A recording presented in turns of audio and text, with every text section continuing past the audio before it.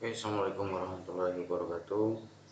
Alhamdulillahirrahmanirrahim. Wassalatu wassalamu ala asrofil anbiya'i wal mursalin Sayyidina wa maulana Muhammadin wa ala alihi wa sahbihi ajma'in. Amma ba'du. Alhamdulillah kita masih diberi kesempatan sehat, kesempatan selamat, karena kita masih diberikan waktu untuk dapat mengikuti perkuliahan pada minggu ini. Oke, pada minggu sebelumnya kita sudah membahas tentang siklus bisnis, yang mana siklus bisnis itu adalah kalau kita ingat adalah turun naiknya suatu kinerja ekonomi pada suatu negara. Nah, di dalam materi siklus bisnis itu ternyata juga ada kaitannya dengan pendapatan nasional. Oke, maka dari itu kita pada minggu ini akan membahas tentang pendapatan nasional. Apa itu pendapatan nasional akan kita bahas pada kali ini, dan apa saja yang ada di dalam pendapatan nasional. Oke. Pendapatan nasional itu dapat ternyata didefinisikan menjadi 3 pendekatan. Yang pertama adalah pendekatan produksi ini ya, dan pendekatan pendapatan dan pendekatan pengeluaran. Nah, antara ketiga ini ternyata kalau kita lihat anak panah ini saling berkesinambungan atau saling berkaitan. Nah, bagaimana bisa berkaitan? Kita akan membahas pada slide selanjutnya. Oke. Sebelum ke slide selanjutnya, kita angan-angan dulu. Ini kira-kira apa gitu ya. Kok bisa berkaitan itu kayak gimana? Oke. Oke, yang pertama pendekatan produksi.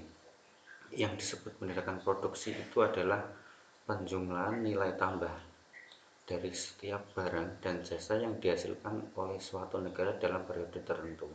Jadi, pendekatan produksi itu ini oke, sebelumnya kita masing-masing di sini itu pendekatan pendapatan, pendekatan pengeluaran, dan pendekatan produksi itu ternyata ini masing-masing ada rumusnya untuk mencarinya.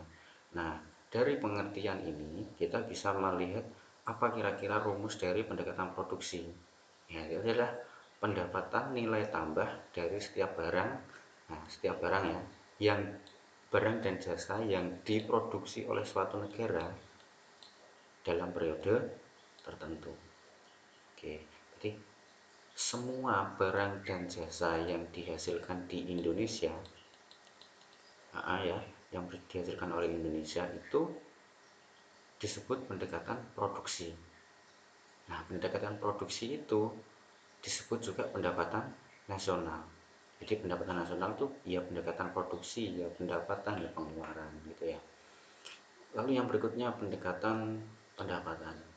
Pendapatan yang diterima oleh pemilik faktor produksi yang digunakan untuk memproduksi barang dan jasa pada suatu negara dalam satu periode tertentu. Nah, kenapa toh ini kok periode tertentu dan periode tertentu?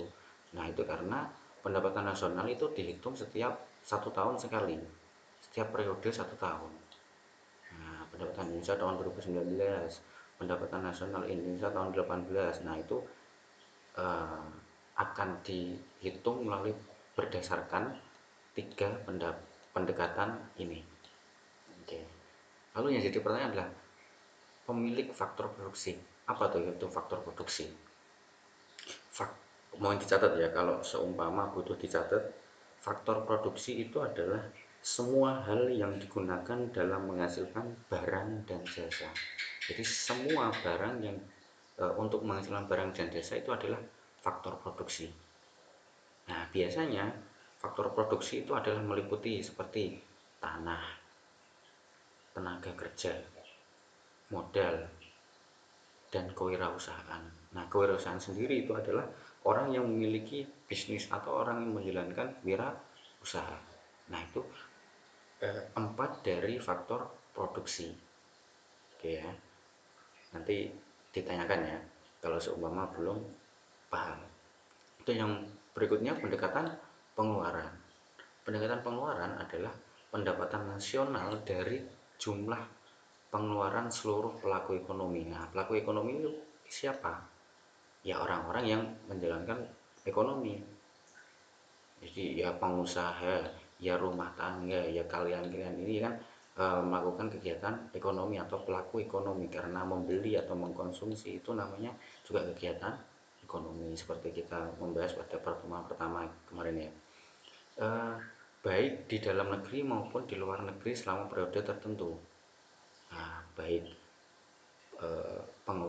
pengeluaran di dalam negeri maupun klub pengeluaran yang ada di luar negeri, selama yang melakukan pengeluaran itu adalah WNI, nah, warga negara Indonesia.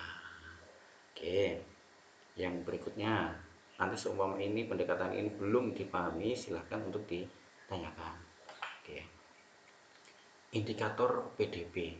Nah, pendapatan nasional itu disebut juga PDB, pendapatan nasional, produk domestik bruto. Oke ya, produk domestik bruto, indikator PDB. Nah, untuk mengetahui jumlah atau nilai dari PDB suatu negara, kita bisa menghitung eh, dengan metode ini. Ada 6 ini, ya produksi domestik bruto, ya PNB, PNN, nasional, net national income, dan personal income, lalu pendapatan yang siap dibelanjakan atau yang disebut disposable income. Jadi pendapatan yang siap dibelanjakan ini ya sudah bayar pajak, ya sudah melakukan pengeluaran-pengeluaran, akhirnya eh, menghasilkan laba bersih. Nah, laba bersih ini disposable income yang siap untuk dibelanjakan. Oke, nah ini masing-masing apa dari 6 ini ya akan kita bedah pada slide selanjutnya, berikut dengan cara menghitung dari masing-masing ini. Nanti saya harap setiap ini dicatat ya, ada rumusnya soalnya. Oke, yang pertama, produk domestik bruto adalah jumlah produk berupa barang dan jasa yang dihasilkan oleh unit-unit produksi dalam batas wilayah suatu negara selama setahun. Nah, ini berarti dalam satu negara, dalam wilayah eh, negara Indonesia gitu ya. Oke, termasuk yang dihasilkan oleh perusahaan asing asalkan wilayahnya masih dalam suatu negara. Nah, ini contohnya adalah Otsuka Pharmaceutical, perusahaan Jepang yang memiliki cabang atau anak perusahaan di Indonesia. Maka hasil produksinya harus dihitung sebagai GDP atau PDB ini. Nah, Otsuka itu siapa sih? Otsuka itu kalau kalian tahu, dia perusahaan yang memproduksi Pocari Sweat. Nah, ini dia ternyata perusahaan Jepang, asal Jepang, tapi dia memiliki cabang atau anak perusahaan di Indonesia. Kalau ada yang tahu mungkin, Otsuka ini atau Pocari Sweat tadi itu membuka cabang di Pasuruan salah satunya. Nah, itu kan ada di dalam wilayah Indonesia, maka akan dihitung sebagai PDB atau GDP. Nah, asalkan dalam satu wilayah masih ada di Indonesia. Ya. Oke, untuk rumusnya GDP ini apa kira-kira? Untuk cara menghitungnya, rumus alternatifnya adalah GDP. Yang berikutnya adalah indikator yang berikutnya adalah produksi nasional neto atau PNN, atau NNP juga bisa. National Netto Product kalau bahasa Inggrisnya seperti itu, adalah hasil dari nilai dari GNP yang telah dikurangi dengan penyusutan modal dalam proses produksi. Inti dari NNP ini merupakan konsep pendapatan nasional yang dilihat hanya dari laba yang diperoleh, karena NNP ini bertujuan adalah untuk mencari neto atau nilai bersih dari suatu produksi dalam suatu negara. Oke. Lalu apa rumusnya? Ya, NNP rumusnya adalah hasil dari GNP tadi. Oke, sekarang kita ke NNP ya. Nasional Produksi Neto tadi ya. NNP. Lalu penyusutan sendiri itu apa? Nah, penyusutan sendiri itu adalah metode pengalokasian harga aset, biaya aset tetap untuk menyusutkan nilai aset.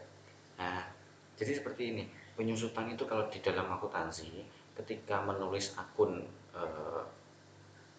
kredit atau debit itu adalah menambahkan nilai penyusutan. Penyusutan itu apa?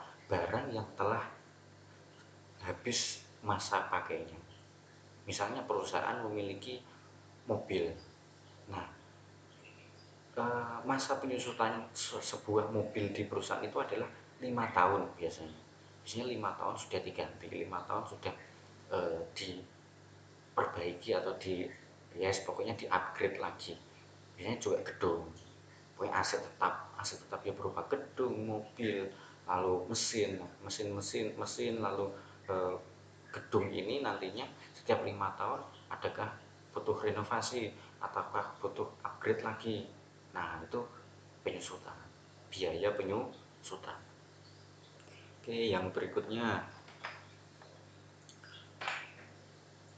PNN atau pendapatan nasional neto, net national income adalah menghitung pendapatan nasional berdasarkan jumlah balas jasa yang diterima oleh masyarakat sebagai pemilik faktor produksi.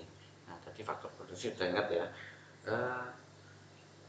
NNI sendiri memiliki rumus apa tadi Pak? Oke, NNI ya, NNI atau kegiatan ekonomi. Oke.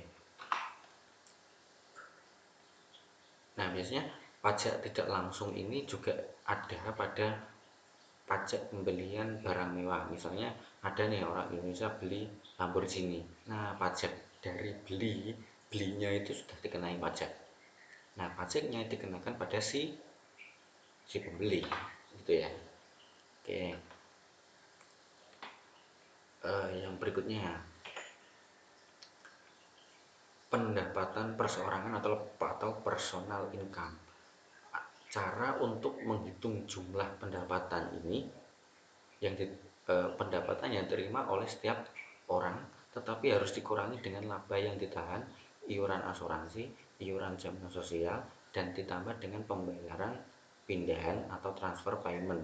Nah, ini nanti transfer payment, laba yang ditahan, lalu iuran jaminan sosial itu bisa kalian baca sendiri ya.